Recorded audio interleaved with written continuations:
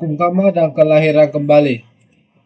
Dalam video ini, saya akan merangkum beberapa video yang membahas tentang karma dan kelahiran kembali yang dibawakan oleh Biku Utamo dan almarhum Bapak Cornelis Wawor.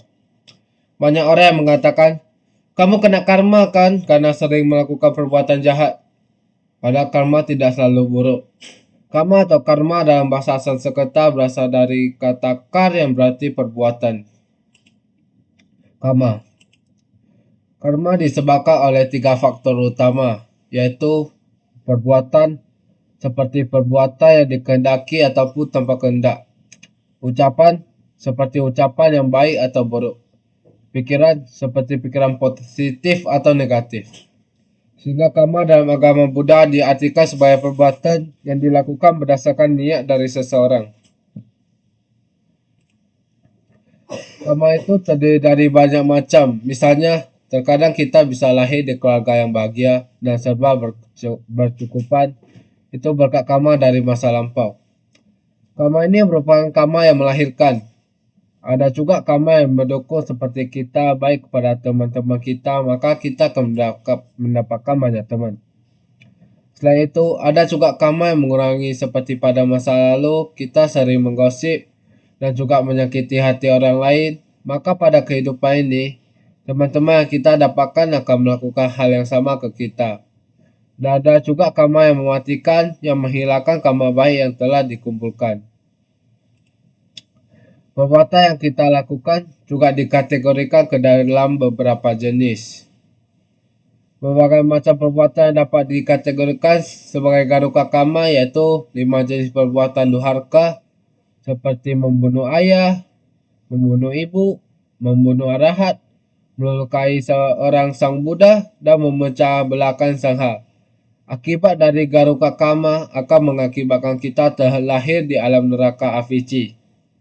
Jika tidak melakukan garuka karma, maka karma yang dikalkulasikan melalui karma kebiasaan sehari-hari atau kebiasaan apapun yang kita lakukan, baik yang baik atau buruk, dapat dikategorikan ke dalam karma seperti memaki-maki, berbicara kasar, berbohong, membunuh nyamuk, dan lain-lain. Ada juga karma yang dilakukan sesaat sebelum meninggal. Perbuatan karma yang kita lakukan tentu akan berbuah. Karma yang belum berbuah, maka kehidupan seseorang masih manis. Tetapi apabila karmanya telah berbuah, maka kehidupannya akan menderita. Karma dapat berbuah dengan cepat, yaitu dalam kisaran seminggu setelah suatu perbuatan dilakukan. Karma juga dapat berbuah lebih dari seminggu setelah suatu perbuatan dilakukan, tetapi masih dalam masa kehidupan yang sama. Ada juga karma yang dapat berbuah pada kehidupan yang akan datang, atau bahkan berbuah pada kelahiran kedua, ketiga, keempat, dan seterusnya yang akan datang.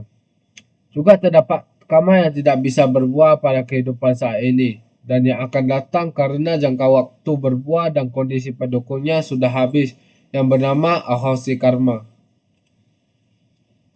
Harus kendalikan pikiran, ucapan, dan juga badan jasmani kita, karena hal-hal tersebut merupakan sumber perbuatan karma kita yang kita buat. Selain itu, akar dari perbuatan jahat juga harus dikendalikan, yaitu loba, moha, dan dosa. Dan tidak lupa untuk mengendalikan pikiran, ucapan, dan badan jasmani seiring dengan pengendalian 3 akar perbuatan jahat tersebut. Orang yang masih belum mendapatkan buah dari karma buruknya sendiri, maka dia akan merasa kehidupannya manis sebagai buah. Apabila orang yang telah mendapatkan buah dari karma buruknya sendiri, maka akan merasa dunia itu sangat pahit. Sehingga kelahiran kembali itu ada, dan banyak orang yang dapat melihat kehidupan sebelumnya, baik punya diri sendiri ataupun orang lain. Nah, di Indonesia, orang seperti ini biasanya disebut sebagai seorang indigo. Kita juga dapat mengetahui kehidupan masa lampau dengan melakukan meditasi pandangan terang atau vipassana bhavana. Sekian yang dapat saya sampaikan. Terima kasih.